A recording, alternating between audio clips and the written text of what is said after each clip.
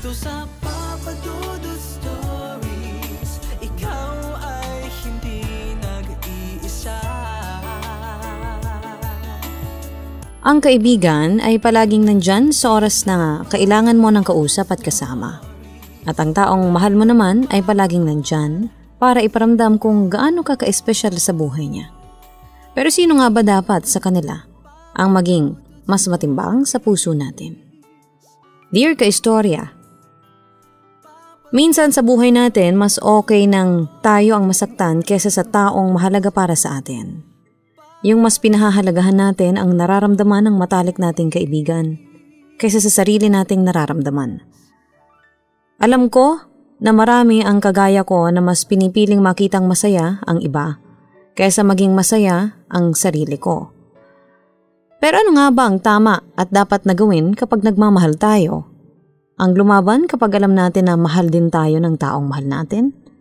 O ang magpaubaya na lang kapag alam nating may masasaktan na ibang tao habang masaya tayo? Isang madramang araw, Kaistorya at sa mga nakikinig ngayon. Ako si Alaine, 27 years old, taga Bulacan at nagtatrabaho sa isang furniture store.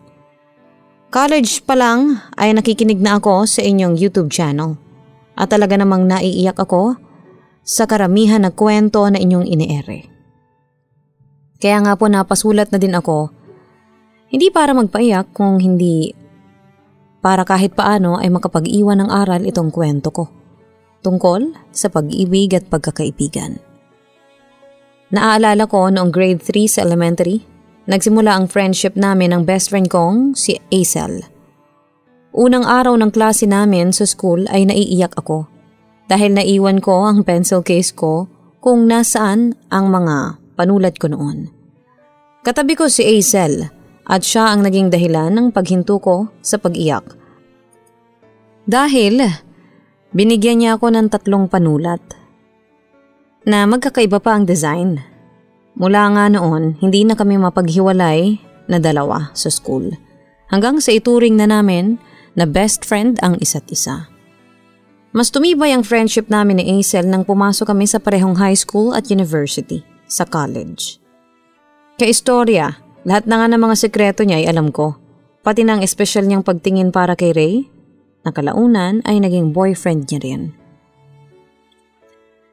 Ray, sorry kung ngayon lang ako nakarating. Tinapos pa kasi namin ng kagrupo ko ang research paper na kailangan naming ipasa bukas. Wika ko. Ayos lang, Alaine. Upo ka na dito. Tapos umorder na rin tayo ng pagkain dito sa menu ng restaurant. Sabi naman niya.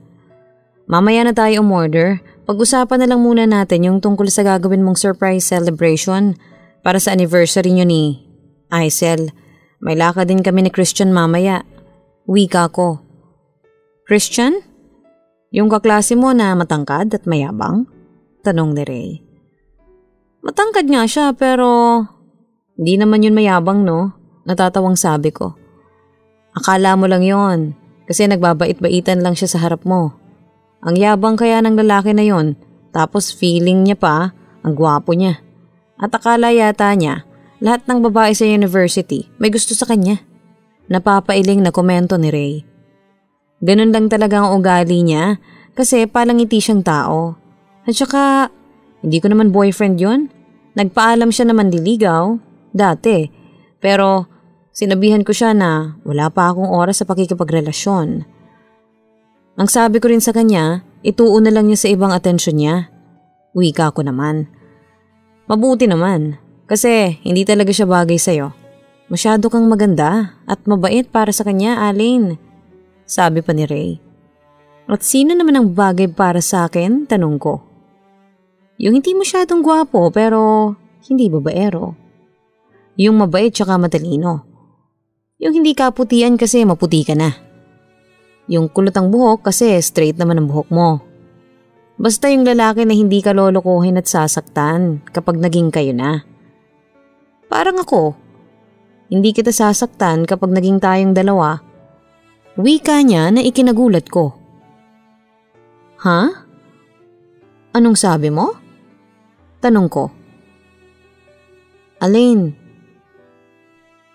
aaminin ko na ngayon. Matagal na talaga kitang gusto. Kaya nagseselos ako sa tuwing nakikita akong magkasama kayo ng Christian na yon. Pagtatapat niya. Teka Ray, ano ba yung sinasabi mo? Nagbibiro ka lang, di ba? Alam ko na. Prank lang to, di ba? Siguro nandito rin ngayon sa restaurant si Hazel at pinapanood niya tayong dalawa, no? Hindi makapaniwala akong wika sa kanya. Elaine, hindi ako nagbibiro at mas lalong hindi kita pinaprank ngayon. Gusto kita at alam ko sa sarili ko na mahal kita. Matagal na. Giit pa niya. Alam mo, tama na tong pinag-uusapan natin. Mabuti pa, umalis na lang ako dito. Wika ko. Sandali lang, Elaine. Gusto ko lang malaman kung may nararamdaman ka rin bang espesyal para sa akin. Tanong pa niya. Kung ano man ang nararamdaman ko para sa'yo, hindi na importante yon. Mag-iisang taon ang relasyon niyo ng best friend ko. At hindi ko guguluhin yon, Ray. Kaya pwede ba? Kung ano man ang sinabi mo sa akin ngayon, kalimutan mo na lahat yon. Dahil wala akong balak na sirain ang pagkakaibigan namin ni Hazel nang dahil lang sa'yo. Sagot ko naman. Kaistorya, nauna po talaga kaming nagkakilala ni Ray dahil nagkasama kami sa isang organisasyon sa loob ng university. Nang ipakilala ko siya kay Hazel noon, ay sinabi kaagad sa akin ng best friend ko na may gusto siya dito. Kaya naman gumawa ako ng paraan para magkalapit silang dalawa. Aaminin ko na bago pa lang sila magkaroon ng relasyon noon, may nararamdaman na akong espesyal na pagtingin kay Ray. Napilit kong binaliwala. Medyo umiwas din muna ako sa kanya noon para mas maging close sila ni Hazel. Hanggang sa malaman ko na nililigawan na pala ni Ray ang best friend ko. Doon na nga ako nagdesisyon na kalimutan na ang lahat ng nararamdaman ko para sa kanya. Nang ipagtapat sa akin ni Ray ang tungkol sa totoong nararamdaman niya para sa akin, may bahagi ng puso ko ang natuwa. Dahil hindi ako makapaniwala na gusto rin pala ako ng lalaking matagal ko nang gusto. Pero hanggang doon lang yon. Dahil ayoko talagang masira ang pagkakaibigan namin ng best friend ko nang dahil lang sa isang lalaki. Kaya kagaya ng ginawa ko noong una, nagdesisyon ako noon, napilit ko na lang kakalimutan kung ano man ang sinabi sa akin ni Ray nung araw na yon. Kaya lang, bigla namang dumating si Hazel sa place ko at umiiyak na nagkwento ng tungkol sa pakikipaghiwalay sa kanya ni Ray. Grabe naman si Ray, kung kailan malapit ang first anniversary nyo, saka pa niya gagawin sa'yo to, naiinis na wika ko. Nakiusap na nga ako sa kanya kanina na kahit mag-cool off na lang muna kaming dalawa, na hindi ko siya kukulitin kung ayaw niya munang mag-usap kami. Pero sinabi niya na ayaw niya na raw talaga sa relasyon namin at kailangan na naming maghiwalay dahil wala na raw patutunguhan pa ang aming relasyon. Elaine, ang sakit. Ang sakit-sakit ng ginawa niya sa akin. Pag-iyak ni Hazel. Grabe talaga siya. Ni hindi man lang siya nagbigay ng maayos na dahilan sa'yo. Pero sige lang Hazel, iiyak mo lang ang sakit na nararamdaman mo ngayon para kahit paano mabawasan yan. Wika ko. Hindi ko talaga maintindihan kung bakit bigla na lang siyang nakipaghiwalay. May alam ka ba na dahilan para gawin niya to sa akin? May sinabi ba siya sa'yo na kahit anong hindi ko alam? Tanong niya. Ha? Wala. Wala akong kahit na anong ideya kung bakit niya ginawa to. At mas lalong wala rin siyang kahit na anong sinabi sa akin na hindi mo alam. Kung meron man kaming napag-usapan noon, tungkol lang yun sa nalalapit niyang first anniversary. Ang alam ko nga, plano niya pa na sorpresahin ka at gusto niyang humingi ng tulong sa akin. Pero bigla na lang hindi niya ako kinausap tungkol doon. Kinakabahang sagot ko. Bakit ganun, Alain? Bakit kailangan niya makipaghiwalay sa akin ng walang kahit na anong malinaw na dahilan? Bakit kailangan niya akong saktan ng ganito? Pag-iyak pa ng kaibigan ko. Baka hindi pa siya handang sabihin kung ano man ang dahilan niya. Kasi baka mas lalo kang masaktan ng dahil doon. Huwag ka mag-alala. Susubukan ko siyang kausapin. Baka pwede pang maayos ang lahat sa inyong dalawa. Wika ko. Please, Alain. Tulungan mo ako na magkabalikan kaming dalawa. Ayokong mawala sa akin si Ray. Ayokong magkahiwalay kami dahil mahal na mahal ko siya. Mahal na mahal ko si Ray, Alain. Pakiusap niya sa akin. Kaistorya, sobra akong nagigilty ng mga oras na yon nang makita ko kung paano umiyak at masaktan ang best friend ko nang dahil sa ginawa sa kanya ni Ray. Kaya rin siguro ako nagigilty dahil alam ko ang posibleng dahilan kung bakit nakipaghiwalay sa kanya si Ray. Kaya lang dahil naniniwala ako na mas masasaktan si Hazel kapag nalaman niya ang sinabi sa akin ni Ray noon, nagdesisyon akong itago na lamang ang lahat sa kanya. Wala rin namang dahilan para malaman niya yon. Dahil wala talaga akong plano na sakyan ang sinabi sa akin ni Ray. Oo, nasaktan din naman ako noon. Dahil may pagtingin na nga rin talaga ako para kay Ray. Noong una pa lang. Pero hindi ko kayang makitang mas nasasaktan ang best friend ko nang dahil sa bagay na yon. Parang kapatid ko na rin po kung ituring si Hazel. Kaya handa akong isakripisyo ang sarili kong kaligayahan pagdating sa pag-ibig para lang sa best friend ko. Kaistorya, may isang beses noon na sinubukan kong kausapin si Ray dahil sa ginawa niyang pakikipaghiwalay kay Hazel. At kagaya ng inaasahan ko. Sinabi niya sa akin na ako at ang nararamdaman niyang pagmamahal para sa akin ang dahilan kung bakit niya iyon nagawa. Hindi niya na raw kayang lokohin pa ang sarili niya, kaistorya. At gusto niya raw na maging masaya kasama ang babaeng tunay niyang mahal. Pero sinabi ko sa kanya na kahit kailan, wala siyang kahit na anong maaasahan mula sa akin. Dahil ni minsan noon ay hindi ako nagkagusto sa kanya. Hindi ko alam kung naniwala ba siya sa sinabi ko pero nakita ko sa mga mata niya na nasaktan siya. Nasaktan din po talaga ako ng mga oras na yon. Mula noon ay nagsimula na rin kaming mag-iwasang dalawa. Alam ko na nasaktan ko talaga siya at sumama ang loob niya sa akin. Sinabi ko na lang din tuloy kay Hazel na hindi na ako kinakausap ni Ray. Kaya hindi na rin ako makakuha ng maayos na sagot mula dito tungkol sa pakikipaghiwalay nito sa kanya. May ilang buwan ding hindi nakapag-focus sa pag-aaral si Hazel dahil gusto niya talagang makipagbalikan kay Ray.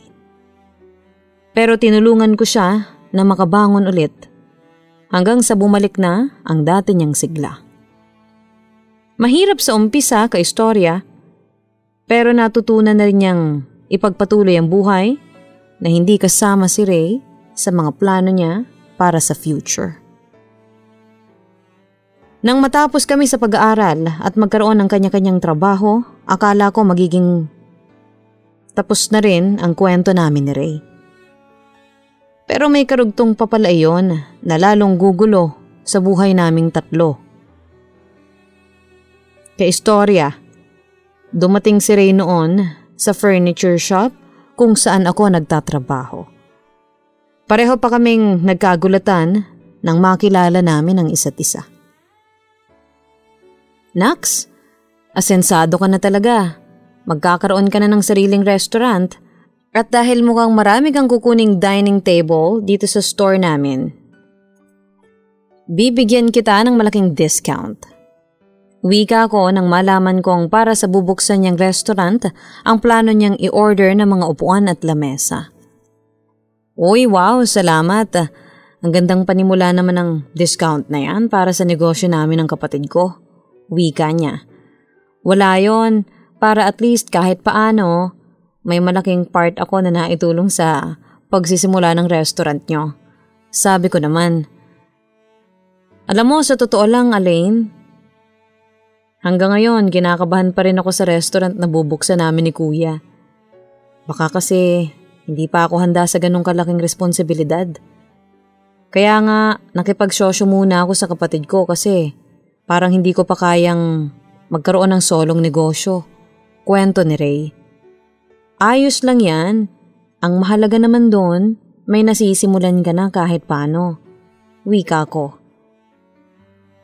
Sa bagay, tama ka dyan. Pero ikaw, anong balita sa'yo? Tanong niya. Wala namang bago sa akin bukod sa, eto, nagtatrabaho bilang manager dito sa furniture store na malayo sa tinapos kong kurso. Natatawang sagot ko. Ganun naman talagang buhay. Hindi lahat ng tinapos natin sa nakaraan, konektado pa rin sa future natin. May isang tanong lang pala ako sana sa'yo. Elaine, may boyfriend ka na ba? Tanong niya pa na medyo ikinagulat ko. Wala pa. At wala ring panahon para dyan, Ray. Tara na, sasamahan na kita sa kailangan mong makita dito sa store namin. Tugon ko naman. Kaistorya, hindi ko talaga inaasahan ang pagkikita namin ni Ray ng araw na yon. May kaba rin po akong naramdaman sa dibdib ko habang magkausap kaming dalawa. Pinagdasal ko pa noon na sana hindi niya mapansin na hindi ako makatingin ng diretsyo sa kanyang mga mata. Pero dahil client siya ng furniture store namin at ilang taon na rin ang nakalipas noon, pinilit kong gawing normal ang tono ng boses ko habang kausap ko siya. Mahirap para sa akin yon dahil malakas talaga ang kabog sa dibdib ko noon na hindi ko maintindihan. Lalo na nang inilibot ko na siya sa loob ng store namin kung nasaan ang mga dining table set na pakay niyang makita. Mas dumagdag pa sa kaba ko noon ang paraan ng pagtitig ni Ray sa mukha ko. Hindi niya inaalis ang mga tingin sa akin na parang sobra niya akong namiss. Nagsorry din siya sa bigla niyang pag-iwas sa akin noong nasa college pa kami. At sinabi ko sa kanya, nakalimutan na lang namin ang lahat ng nangyari noon. Dahil parte na iyon ng nakaraan na hindi na kailangan pang balikan. Kaya lang kaistorya, mahirap pala talagang kalimutan ang nararamdaman mo para sa isang espesyal na tao. Lalo na kung madalas mo itong nakakasama. Dahil maraming dining table set ang kukunin ni Ray sa store namin, naging dahilan iyon para madalas kaming magkausap at magkita. Pero mula nang maramdaman ko na muling nanunumbalik ang espesyal na pagtingin ko para kay Ray, nagdesisyon na kaagad ako na iwasan siya. Pero si Ray naman ang gumagawa ng paraan na magkausap kami o makausap ako. Hinintay niya ako sa may labas ng furniture shop hanggang sa matapos ang trabaho ko. Bakit ka pala nandito? Tanong ko kay Ray. Dahil gusto nga kitang makausap, Elaine. Alam ko naman na iniiwasan mo ako. Kaya mga staff mo na lang ang palaging kumakausap sa akin sa tuwing pumupunta ako dito. Tugon niya. Walang dahilan para iwasan kita, Ray. Busy lang talaga ako sa trabaho ko. Hindi lang naman ikaw ang client na kailangan kong kausapin araw-araw. Sige na, kailangan ko na ring umalis. Pagsisinungaling ko. Elaine, mahal pa rin kita. Diretsong imik niya sa akin. Eto na naman ba tayo, Ray? Babalik na naman ba tayo sa nakaraan? Alam mo naman na kahit kailan, hindi pwedeng maging tayo, di ba? Wika ko. Pero wala naman kaming relasyon ni Hazel. Matagal na kaming tapos. Kaya pwede na nating subukan na maging tayo. Sabi niya sa akin. Kahit pagbali-balik ta rin natin ang mundo, ex-boyfriend ka pa rin ang best friend ko. Kaya hindi pa rin pwedeng maging tayo. Giit ko. Alam mo naman kasi na sa umpisa pa lang, ikaw na ang gusto ko, di ba? Pinagtulakan mo lang ako palapit kay Aisel kaya napilitan akong ligawan siya. Pero ikaw talagang mahal ko. At kahit kailan, hindi nagbago yun. Wika ni Ray. Wala na akong pakialam doon, Ray, kasi hindi ko kayang sakta ng best friend ko nang dahil sa'yo. Tugon ko. Kung wala ka talagang pakialam sa nararamdaman ko, sabihin mo na sa akin na hindi mo ako mahal at kahit kailan hindi mo ako minahal. Sabi niya. Doon na ako nagsimulang mahirapan, lalo na ang pagbigil sa aking mga luha. Kung ano man tong nararamdaman ko para sa'yo, hindi na mahalaga yon. Dahil kahit kailan, hindi ko hahayaan na may mamagitan sa ating dalawa. Wika ko. Kahit mahal mo rin ako? Kahit pinipigilan mo lang ang sarili mo na maging masaya? At kahit alam mo sa sarili mo na nasasaktan ka na sa ginagawa mo? Sunod-sunod na tanong niya sa akin. Oo, at mas gugustuhin ko na masaktan ako kaysa masaktan ng best friend ko nang dahil sa'yo o dahil sa ating dalawa. Ray, alam ko na matagal na kayong walang relasyon ni Aisel. Pero ex-boyfriend ka pa rin niya. Respeto naman sana sa naging relasyon niyo noon. At irespeto mo rin ang pagkakaibigan namin ngayon. Matigas na sagot ko sa kanya. Kaistorya, hindi ko na rin napigilan ang mga luha ko sa naging pag-uusap namin ni Ray ng gabing yon. Gusto ko na nga rin noon sabihin sa kanya ang totoo na mahal ko talaga siya noong una pa lang.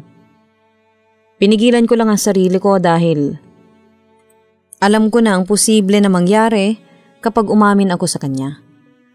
Nasaktan din ako, lalo na nang muli ko siyang ipagtabuyan palayo sa akin. May bahagi rin sa sarili ko ang nangangarap noon na sana maging kaming dalawa na. Na sana maranasan ko rin kung paano ang maging girlfriend ni Ray. Na sana maramdaman ko rin kung paano niya ako mahalin bilang babae na pinakang importante sa buhay niya. Pero sa tuwing hihilingin ko yon sa isip ko, nakikita ko ang mukha ni Aisel na nasasaktan at umiiyak. Ang mukha niya na pinakaayokong makita sa lahat dahil pati ako ay nasasaktan din. Ilang ulit ko ring tinanong ang sarili ko kung hanggang kailan ko ba pipiliin si Aisel kaysa sa tunay kong nararamdaman. Hanggang kailan ko nga ba sasaktan ang sarili ko para lang hindi siya masaktan? Wala akong nakuhang sagot noon kay istorya. Dahil sa totoo lang, nakakapagod din palang masaktan. Lalo na kung para sa ibang tao. Hindi rin kaagad huminto noon si Ray sa ginagawa niyang pagbalik sa buhay ko. Ilang beses siyang sumubok na kausapin at kumbinsihin ako na magtiwala sa kanya at ipaglaban ang nararamdaman ko para sa kanya. Aaminin ko na may mga oras noon na gusto ko na rin talagang gawin yon pero natatalo ako ng takot. Takot na baka kapag nalaman yon ng best friend kong si Aisel ay magkasira kaming dalawa. Nakita ko kasi kung gaano kamahal ni Aisel si Ray. At alam ko na kahit ilang taon na ang nakalipas noon, sa oras na bumalik sa kanya si Ray ay kaagad niya itong tatanggapin. Mula kasi nang maghiwalay silang dalawa, hindi na ulit nagka-boyfriend pa si Aisel. Ang sabi niya sa akin noon, sinubukan naman daw niya na magtiwala sa ibang lalaki at magmahal. Pero sadya raw mahirap palitan si Ray sa puso niya. At iyon talaga ang dahilan kung bakit mas pinili ko na lang na magparaya. Para hindi na muli pang masaktan ang best friend ko. Kaya lang nagulat ako nang biglang dumating si Hazel sa place ko. Tinanong niya kung bakit hindi ko sinabi sa kanya na nagkikita kami ni Ray. May schoolmate daw kami na nagsabi na nakita kaming magkasama ni Ray. Kaagad naman ako nag-sorry kay Hazel pero sinabi niya na hindi ko kailangang gawin yon. Hindi ka galit? Tanong ko. Oo, kasi alam ko na kaya mo yun ginawa dahil natatakot ka na umiyak na naman ako ng dahil kay Ray. Na baka mahirapan ka na naman na tulungan akong makamove on mula sa kanya. Alam ko naman kasi na concerned ka lang sa akin kaya mo tinago ang tungkol doon, di ba? Wika ni Hazel. Ha? Oo. Yun ang dahilan kaya sorry talaga at hindi ko kaagad sinabi sa yung tungkol sa kanya. Siyempre, best friend kita. At ayoko na ulit makitang nasasaktan ka ng dahil sa kanya. Sabi ko naman. Hindi na siguro mangyayari yun kasi ilang taon na rin ang nakalipas. Wika niya. Ibig sabihin, naka-move on ka na talaga mula kay Ray? Tanong ko. Oo naman, syempre. Ang tagal na rin noon, no? Tugon niya. Mabuti naman kung ganon. Akala ko hanggang ngayon, mahal mo pa rin yung gago na yun. Wika ko. Pero Alain, pwede mo ba akong bigyan ng isang pabor? Pwede mo ba kaming iset ng date ni Ray? Tanong ni Hazel. Ha? Saad ko? Ang sabi ko, ayos lang ba? Kung gumawa ka ng paraan para magkita kami ni Ray. Huwag kang mag-alala. Hindi ko naman siya kukulitin na makipagbalikan. Gusto ko lang talaga siyang makausap kahit saglit lang. Gusto ko lang malaman kung bakit siya nakipaghiwalay sa akin noon. Hanggang ngayon kasi naguguluhan pa rin ako kung bakit niya ako iniwan. Wala naman kasi ako matandaan na ginawa ko na ayaw niya. Wala akong matandaan na naging kasalanan ko sa kanya. Kaya please, Alain, pwede bang maging tulay ka para magkausap ulit kaming dalawa? Muling tanong niya sa akin. Sige, susubukan ko na lang ulit na kausapin siya tungkol sa bagay na yan. Hindi ko rin maipapangako kasi hindi na ako madalas niyang kausap tungkol sa mga order niyang dining table set. Pero gagawan ko ng paraan para sa'yo, Hazel. Tugon ko sa best friend ko. Kahit palaging sinasabi noon ni Hazel na matagal na siyang nakamove on kay Ray, ramdam ko na hindi iyon totoo. Palagi pa rin siyang naiiyak sa tuwing napag-uusapan namin noon ang ex-boyfriend niya. Ang pinaka gumugulo rin sa kanya noon ay ang totoong dahilan kung bakit biglang tinapos ni Ray ang halos 1 taon nilang relasyon. Iyon din ang dahilan kung bakit sobra akong nagigilty.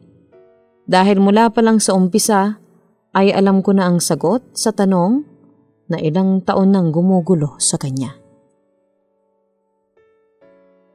Sinubukan ko rin naman sabihin at aminin ang totoo sa best friend kong si Hazel. May mga oras noon na gusto ko nang sabihin sa kanya na umamin sa akin si Ray na ako ang mahal nito. Pero sa tuwing mababanggit ko pa lang ang pangalan ni Ray, nangingilid na kaagad ang luha sa mga mata ni Hazel.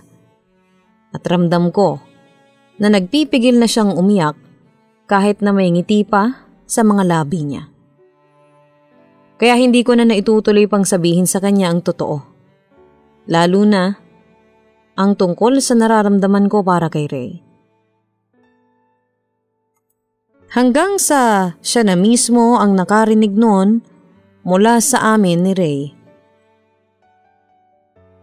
Alain, bakit ba ang tigas mo? Hindi mo ba naiisip na kaya siguro tayo pinaglalapit ng tadhana at pinagkita ulit dahil dapat bigyan natin ng pagkakataon ng mga sarili natin na aminin ng totoo? Dapat bigyan na natin ng chance na mahalin ang isa't isa. Wika ni Ray nang muli niya akong puntahan sa trabaho ko. Ano bang chance ang sinasabi mo dyan, Ray? Wala naman tayong kahit na anong dapat na ibigay sa isa't isa. Dahil kahit kailan, hindi naging tayo. Giit ko. Hindi man naging tayo, alam mo sa sarili mo na pareho ang sinisigaw ng mga puso natin. Sabi naman niya. Tama na nga, Ray. Tumigil ka na. Paulit-ulit na lang yung sinasabi mo. Sigaw ko sa kanya. At hindi ako mapapagod na ulit-ulitin to dahil kahit kailan, hindi rin napagod ang puso ko na mahalin ka, Alain. Sabi ni Ray. Minahal mo si Alain? Boses iyon ni Hazel. Napalingon kami pareho sa kinatatayuan niya. Hazel, kakanina ka pa ba dyan? Gulat na tanong ko. Kakadating ko lang para sunduin ka dito sa store nyo. Pero sapat na ang narinig ko para malaman ang lahat ng tungkol sa inyong dalawa. Naiiyak na tugon ni Hazel. Hazel, sandali lang. Huwag mo na mag-isip ng kahit na ano. Dahil kung ano man ang narinig mo kanina o iniisip mo ngayon, hindi totoo yan. Wika ko. Pero malakas na sampal ang sinagot niya sa akin. Ang kapal ng mukha mo, Alain. Ang kapal ng mukha mong ahas ka? Sigaw niya sa akin. Hazel, huwag mong saktan si Alain. Wala siyang kasalanan. Pagharang naman ni Ray.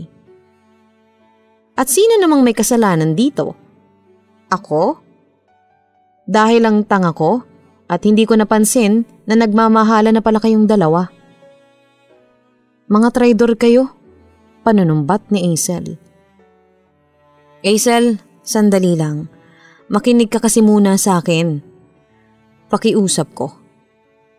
Ano pa bang papakinggan ko sa'yo? Anong kabulaanan na naman ang sasabihin mo sa akin, Alain?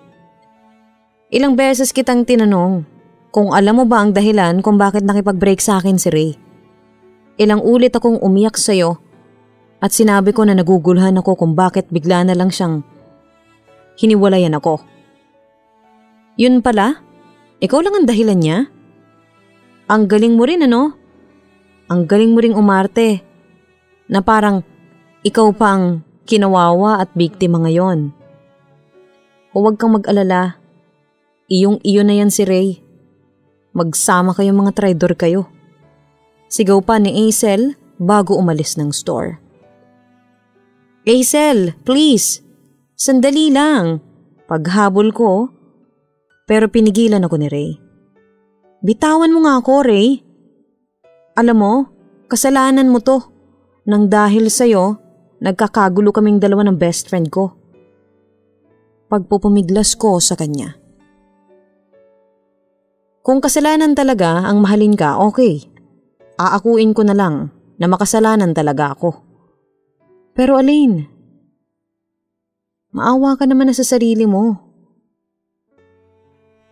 Lalo na dyan sa puso mo. Hanggang kailan mo ba itatanggi na pareho ang sinisigaw ng mga puso natin? Hanggang kailan mo ba pipigilan ang sarili mo na mahalin ako?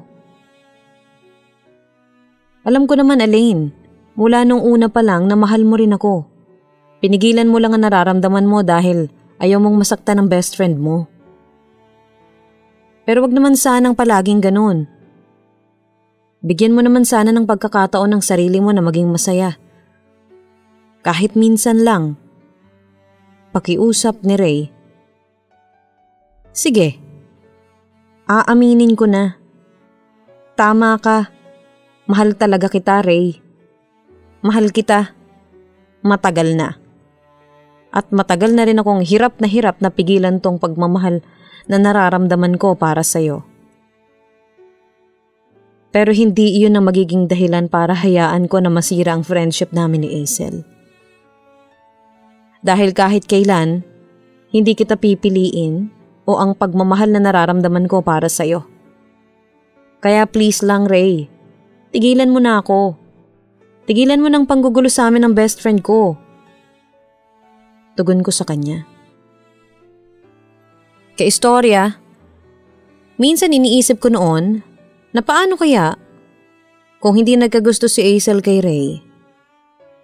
Paano kung hindi siya nagpalakad sa akin para magkalapit sila ni Ray? Paano kung nabigyan kami ng totoong pagkakataon ni Ray na maging masaya? Magiging ganun pa rin ba kagulo ang buhay naming tatlo? O mararanasan naming maging masaya ni Ray kahit minsan lang sa buhay namin? Muli akong niyakap ni Ray ng gabing yon. Isang mahigpit na yakap na para bang hindi na niya ako pakakawalan sa kanyang mga bisig. Binulong niya sa kanang taing ako nang paulit-ulit na mahal niya ako at kahit kailan hindi raw yun magbabago. At sa maikling oras na yon, naramdaman ko ang munting kasiyahan, isang kasiyahan sa puso ko na alam kong panandalian lang. Dahil kailangan ko na kaagad na putulin ang masayang oras na yon. Kumawala na ako sa mga yakap ni Ray. At sa kauna-unahang pagkakataon noon, hinawakan ko ang mga kamay niya. Kasunod ang pagbitaw ng mga salitang, "Kalimutan mo na ako, Ray." Nang bitawan ko na ang mga kamay niya at nagsimula na akong maglakad palayo mula sa kanya, hindi ko naramdamang sinundan niya ako. Pero ramdam ko na labis ko siyang nasaktan dahil sa pakiusap ko sa kanya. Gusto ko naman din talagang maging masaya noon kasama si Ray.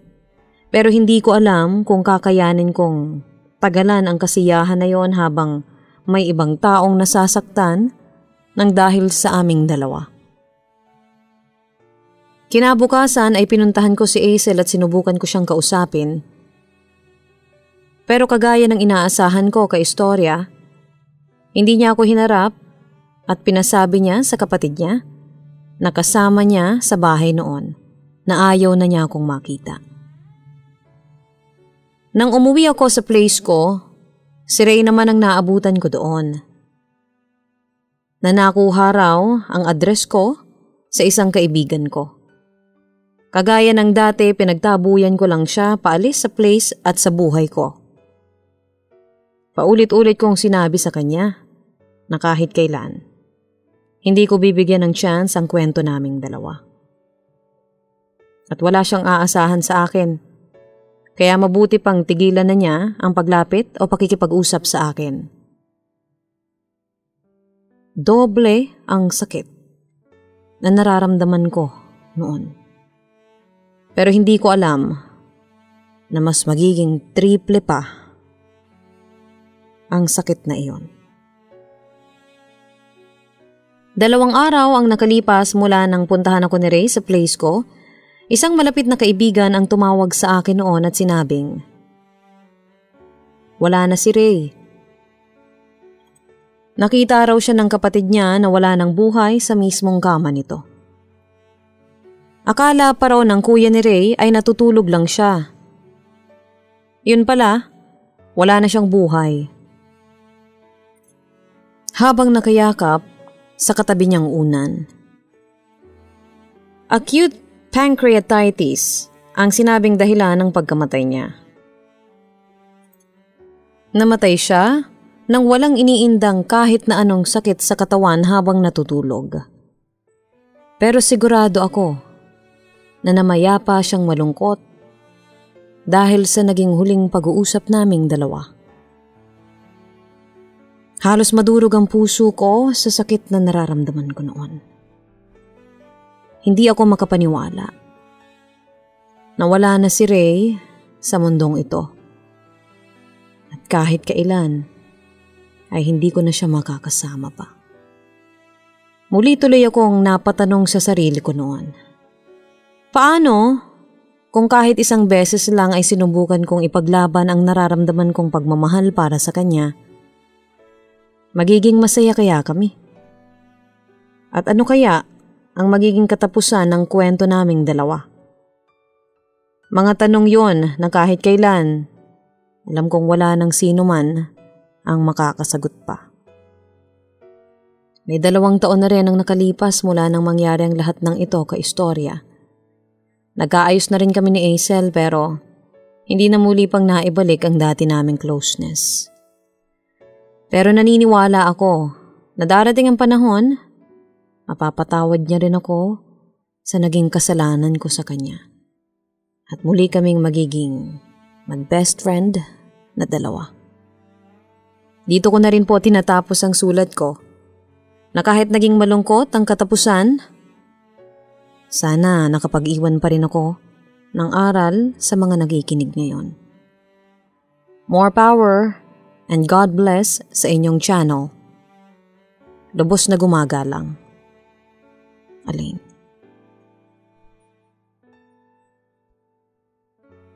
May pagkakaibigan na minsan ay susubukan ng tadhana ang katatagan. Pero meron ding pag-iibigan ang sinusubok ng isang matatag na pagkakaibigan. Maraming salamat sa letter sender nating si Alain. Sa pagbabahagi ng kanyang malungkot na kwento ng buhay, pag-ibig at pagkakaibigan. Alam mo Alain, sa totoo lang, bihira ako makakilala ng isang kagaya mo na mas pinili ang kanyang kaibigan kesa sa taong kanyang minamahal. Kahanga-hanga ang ginawa mo para lang hindi masaktan ang kaibigan mong si Hazel. Yung mas pinili mong masaktan ang sarili mo kesa makasakit ka ng ibang tao. Wala namang problema sa mga naging desisyon mo dahil sa huli, ikaw pa rin ang masusunod sa gusto mo mangyari sa buhay mo. Pero kagaya nga ng sinabi mo sa huling bahagi ng sulat mo, kailanman ay hindi na masasagot pa ang tanong na naiwan dahil sa pagkawala ng mahal mong si Ray. Malungkot man ang naging kwento niyong 3, nananalangin pa rin ako na sana dumating ang araw na muling manumbalik ang matatag na pagkakaibigan niyo ng best friend mong si Hazel. Mga kaistorya, hindi masama ang pahalagahan natin ang damdamin ng ibang tao. Pero sana, kapag nasa tamang panahon tayo, kasama ang mahal natin, kahit minsan lang sa buhay natin, ay subukan nating ipaglaban. Kung ano man ang totoong sinisigaw ng ating puso. Para wala tayong pagsisihan sa bandang huli. Ang buhay ay mahiwaga, laging may lungkot at saya. Sa Papa Dudut Stories, laging may karamay ka.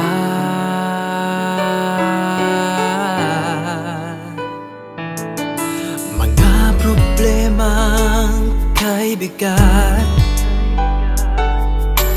dito ay pakikinggan ka.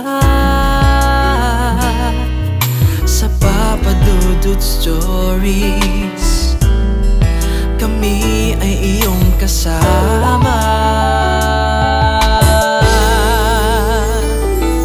Dito sa Papa Dudut Stories, ikaw ay hindi nag-iisa.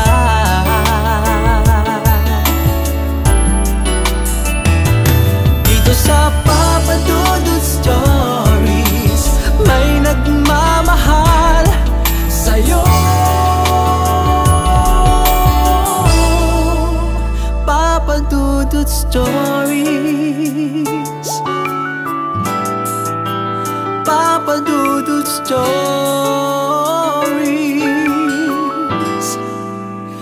Papa Dudut Stories.